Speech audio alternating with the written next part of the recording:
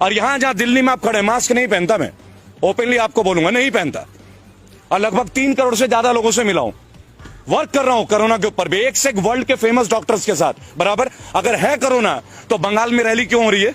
अगर था कोरोना तो बिहार में रैली क्यों हो रही है? और अगर अब भी कोरोना है तो तमिलनाडु में क्यों हो रहा है? तब इनके नहीं, अमित शाह जी मास्क पहनते हैं क्या? अंजना सिंह पहनती है क्या आज तक में? ये रूल हम जैसे सिविलियंस के लिए 2000 रुपए का चालान गाल पे चाटा नहीं लगता?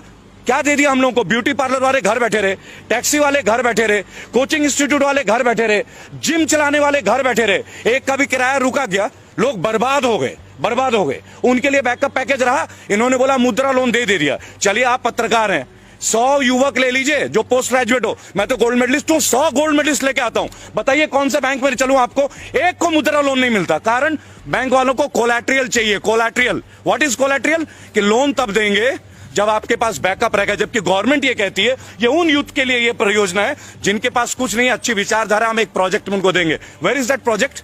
कहां है वो प्रोजेक्ट? इस बात का विवाद है। तो हमारा विवाद नहीं है, हमारा फाइट आपके साथ, बैड गवर्नेंस के साथ, और हम लोग बजाते सबकी हैं, हम लोग कांग्रेस को भी बख्शते नहीं है। मैं आपको बता दूं, अगर राहुल गांधी में ही दम होता, उनमें ही क्वालिटी होती, तो हमें इनको थोड़ी झेलना पड़ता, अच्छे दिन का जुमला थोड़ी सहना होता। उन्होंने भी वही किया, इन्होंने भी यही किया। और आज अगर कुछ कोई अच्छा कर रहा है, अगर मैं अभी बोल दूं राहुल गांधी अच्छा है तो कांग्रेस का चमचा, अगर मैं अभी बोल दूं केजरीवाल बिजली दे रहा है तो उसका दल्ला, यही तो इनके पास रह गया। केवल आईटी की वॉर है हम लोगों के साथ, आईटी। और अब जो आपने बोला ना सोशल मीडिया, क्या हो जाएगा सोशल मीडिया में? रोक दोगे तो क्या होगा? बोलना बंद कर देंगे। अरे जिस रोड पे खड़े होंगे ना, वहां हजारों लोग खड़े होंगे, जुबान भी बंद कर दोगे क्या? जुबान बंद कर दोगे? अनुराग ठाकुर नहीं बोलते हैं गोली मारो, मार दो गोली भाई, गद्दारी तो दिखा दो। अरे गद्दार को तो जीने का हक ही नहीं है। आपके लोगों में अनुराग ठाकुर कौन से गाड़ी में घूमते हैं जी? और परिवारवाद की चर्चा, राजनाथ सिंह का बेटा कौन है? मैं गौतम बुद्ध नगर में रहता हूं, राम राज्य में, जहां बोलना मना है, आपकी जानकारी के लिए मैं वहीं से बजाता हूं। कौन है पंकज सिंह? राजनाथ सिंह का बेटा। वहां के एमएलए कौन थी? विमला बाथम। कहां की थी? बेस्ट एमएलए थी। उनको हटा के राजनाथ सिंह के बेटे को टिकट दे दिया जाता है। परिवारवाद नहीं है? तब मुलायम सिंह याद आता है आपको, तब लालू याद आता है। Rules has to be made not biased for all, one for all for one. अब देखिए 12 करोड़ लोग हमारे फाउंडेशन से जुड़े हैं, इस साल के अंत तक 25 करोड़ का टारगेट है, और 2022 यूपी और 2024 पूरे देश में। लेकिन कोई पार्टी को सपोर्ट नहीं करेंगे। ओपनली हमने एक बात बोला है, जो भी कैंडिडेट क्राइम फ्री हो, जिनके ऊपर मुकदमा नहीं हो, औरतों के प्रति गंभीर केस ना हो, जिन्होंने छात्र में नेता कभी भी कोई काम किया हो, या जो अनएजुकेटेड हो, अपनी गली मोहल्ले का, उन सब लोगों को हम फाइट के लिए तैयार हैं। रेबल फाउंडेशन उनके लिए तैयार है। 97 केसेस लड़ रहा हूं, विनिंग रेट 100% है। आज तक हारे नहीं है जिस केस को उठाया है लीगली। अब ये चौथा केस है। अब देखिए इनको आरटीआई से हराएंगे, आज चौड़े में हराएंगे, इनको जवाब तो देना पड़ेगा। आज किसान आंदोलन में 200 से ज्यादा लोगों ने शहादत दी है, 200 से ज्यादा लोगों ने।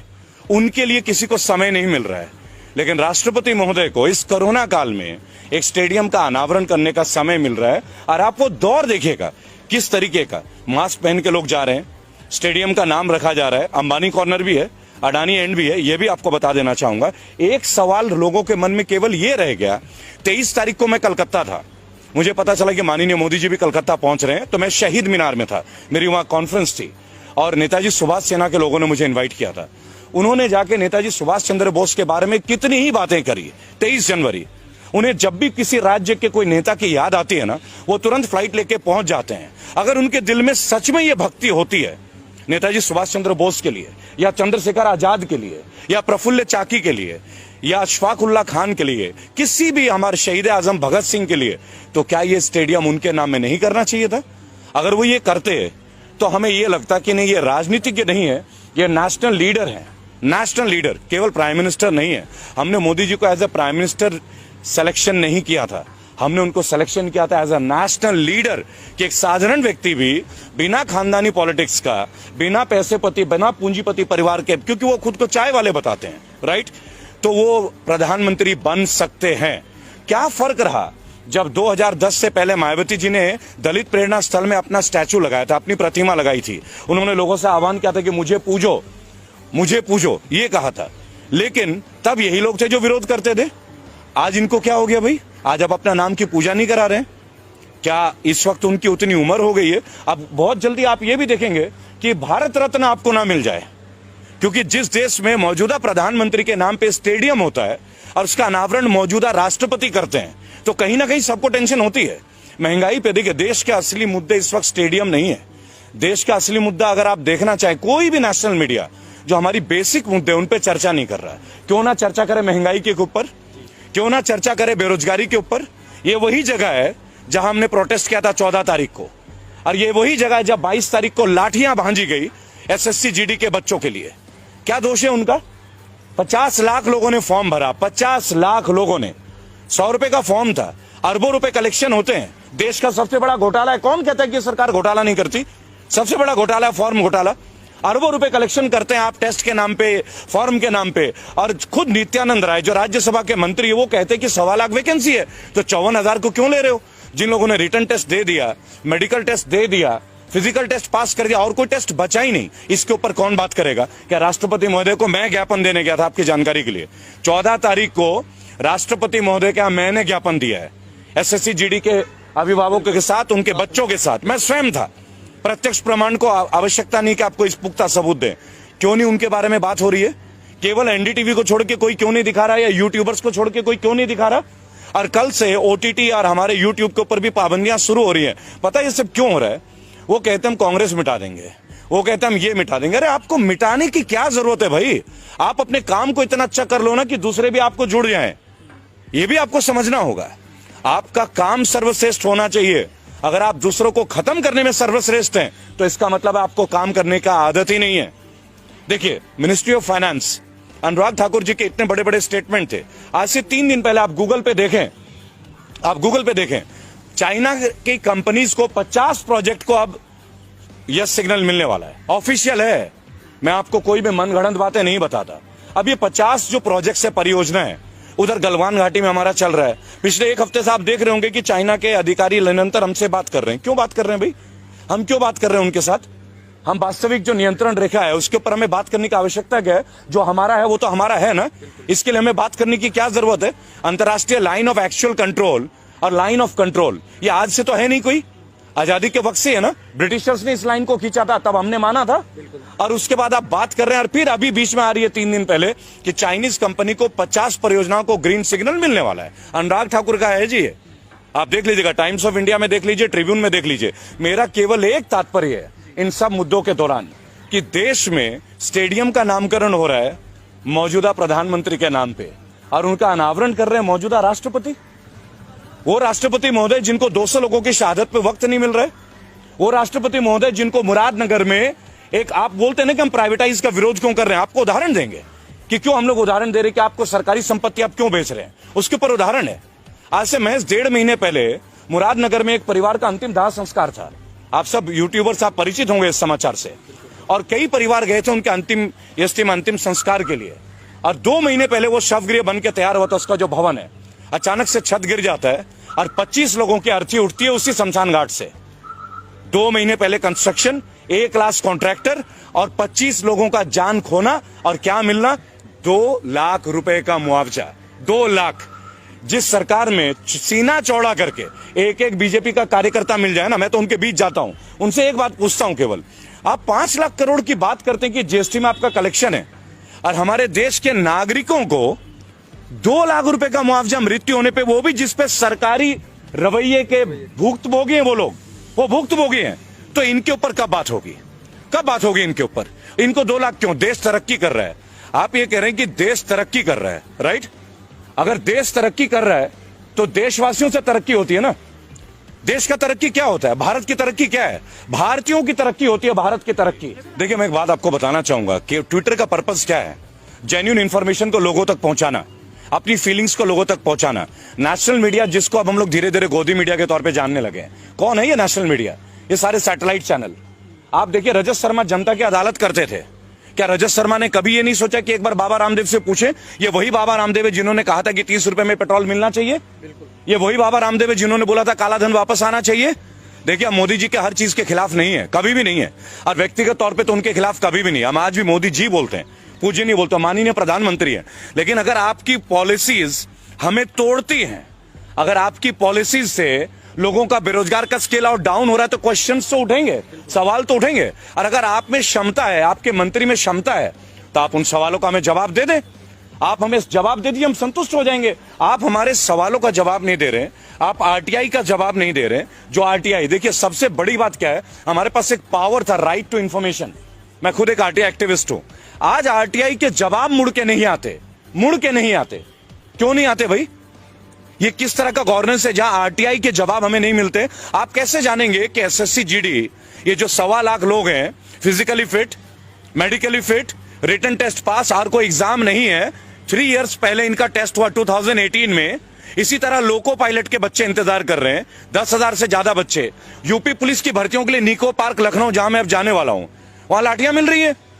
आप देखिए, किसी भी पार्टी में यह हो सकता है क्या कि अगर आपने कोई ज्वलंत मुद्दे को उठा दिया तो आप लाठियां भांजोगे? आपको तो उनके सामने आके उन्हें जवाब देने की जरूरत है। सेटिस्फाई कीजिए, यूथ को सेटिस्फाई कीजिए। आप एक बात बताइए, यूथ क्रिमिनल कैसे बनते हैं? आज की डेट में भारत में सबसे ज्यादा पढ़े लिखे लोग जो हैं वो बेरोजगार है, और वो केवल इस भाजपा शासन की देन नहीं है, ऑब्वियसली कांग्रेस की भी देन बहुत बड़ी रही है। लेकिन what about the change? What about the change? इसीलिए तो हम इनको लेके आए थे ना। और कितने साल, और कितने साल भाई? 7 साल होने को आए ना। 1 साल में आपको एक वैकेंसी तो देनी पड़ेगी ना, कोई एक सेक्शन में। और ये तो तब है जब उसी ब्रांच में सीट वेकेंट है, पैरामिलिट्री फोर्सेस की पोस्ट वेकेंट है। ये खुद पैरामिलिट्री वाले बोल रहे हैं, यानी देश की सुरक्षा खतरे में। और बच्चे सिलेक्टेड है, फिर भी आप उनको जॉब नहीं दे रहे हो। आपको समझना होगा। देखिए, मैं क्लियर आपको बताऊंगा कौन नहीं है रेबल। अब कौन नहीं है? हर एक यूट्यूबर बागी है। क्यों बागी है? क्योंकि वो ग्राउंड जीरो लेवल पे सच्चाई को प्रदर्शित कर रहा है, चाहे आप हो चाहे जितने भी और चैनल्स है। और एक रिस्क है। और क्या कमा लेते हैं? क्या पैसे कमाते हैं क्या वो लोग?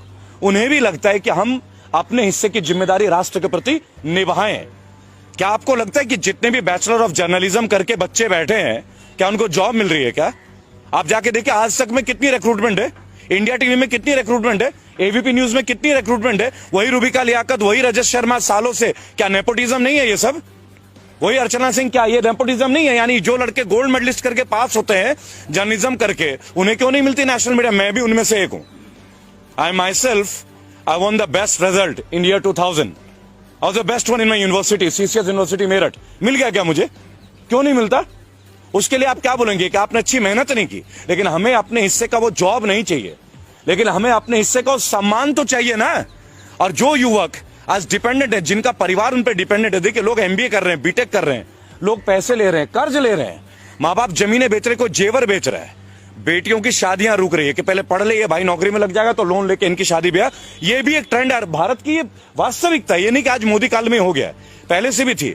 लेकिन ये सबसे निम्न वर्ग का एक रिजल्ट है कि आप लगा लीजिए, हम पहले देश बन गए जिसने तमाम सरकारी एसेट बेचने शुरू कर दिए, और वो भी वो सरकारी एसेट जो प्रॉफिटेबल है। मसलन ओएनजीसी, वे आर इन प्रॉफिट, एलआईसी, वे आर इन प्रॉफिट, बराबर। अब ये रेलवेज को बता रहे हैं प्राइवेट और रेलवेज घाटे में। तो मुझे एक बात बता दीजिए, लालू प्रसाद यादव एक करप्टेड नेता, ये इनका कहना, और जेल में होंगे भाई, सजा मिली है। लेकिन 2005 में वो रेलवे मंत्री थे, रेल मंत्री, और 20,000 करोड़ का मुनाफा था 1 साल के अंदर।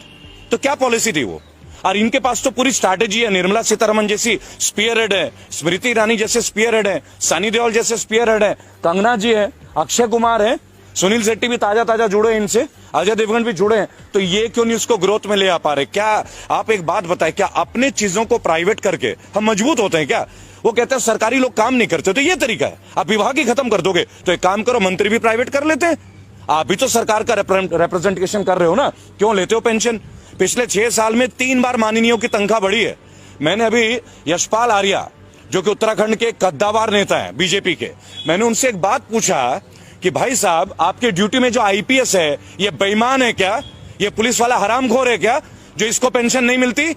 आपने ईमानदारी कैसे, कौन सा खड्डा खोदा है जो आपको 3-3 पेंशन मिल रहा है? जब आप पार्षद थे तब 1, एमएलए थे तब 2, एमपी बने 3 और मंत्री बने 4। यानी आईपीएस के लिए जो 10 साल रगड़ रहा है अपना, दिल्ली में आके कोचिंग ले रहा है, घर से पैसे भीख मांग के ला रहा है, वो ईमानदार नहीं है। और आप जो व्हाइट कुर्ता पजामा पहनते हो, आप ईमानदारी का ठंगा लेके, और आपके घर का हर आदमी बीएमडब्ल्यू और फॉर्च्यूनर के नीचे घूमता नहीं है। आप बता दीजिए, मोदी जी के काल में सैलरी बढ़ी नहीं है क्या? क्यों बढ़ी वही सैलरी?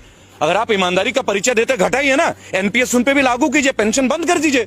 हम आपके साथ खिलाफ नहीं है, सख्त आपकी विचारधारा को समर्थन करेंगे, लेकिन एक कंडीशन है। 5 सवाल है। देखिए, आप लोग इतने सवाल पूछते हैं ना, 5 क्वेश्चन पे हमारे साथ आके डिबेट पे आ जाइए। Only 5 question. पहली बात, एम्प्लॉयमेंट के ऊपर बात करते हैं। फर्स्ट, एम्प्लॉयमेंट के ऊपर बात कर लेते हैं, केवल एम्प्लॉयमेंट। एम्प्लॉयमेंट पे आपने लास्ट 6.5 years में जो आपके केंद्र शासित प्रदेश हैं, 15 साल रहे आप मध्य प्रदेश में, छत्तीसगढ़ रहे 10 साल से ऊपर, बराबर। स्टैट्स के साथ बात करूंगा, जुबानी बात नहीं करूंगा, पूरा स्टैट्स है। आरटीआई एक्टिविस्ट हूं, 27 बार की जेल की यात्रा है सर, और भक्त रहा हूं मोदी जी का, कड़ा भक्त। कई लोगों से लड़ाई लड़ी है, अब इसलिए हिम्मत मिली कि उनके सामने भी लड़ने की। आज जो बच्चे बैठे हैं 1.25 लाख और आए हुए हैं गुरुद्वारे में, उनको फेस कीजिए ना, उनको बताइए ना उनकी ज्वाइनिंग क्यों नहीं दे रहे हैं। Medical fit, physical fit, written test pass किया, कोई टेस्ट और बचा नहीं तो जॉब क्यों नहीं दे रहे हैं? और आपके पास वैकेंसी है, क्यों नहीं दे रहे भाई उनको जॉब, बताइए। रेलवे के बच्चे बैठे हैं, लोको पायलट के 10,700, यूपी पुलिस के वर्दी का 2018 से इंतजार, 2015 के एसएससी के बच्चे, 2012 के बच्चे, कितने दिन आत्महत्या। आप लास्ट 3 महीने में 200 बच्चों ने आत्महत्या किया है। उनके मां बाप को दुख नहीं होता क्या? लोअर मिडिल क्लास फैमिली, कई ओवर एज हो गए, दोबारा गवर्नमेंट जॉब दे नहीं सकते हैं, सेलेक्टिविटी है। They have been selected but they haven't got their jobs and they won't get their jobs in this government. ये लड़ाई उनके लिए है, ये लड़ाई उनके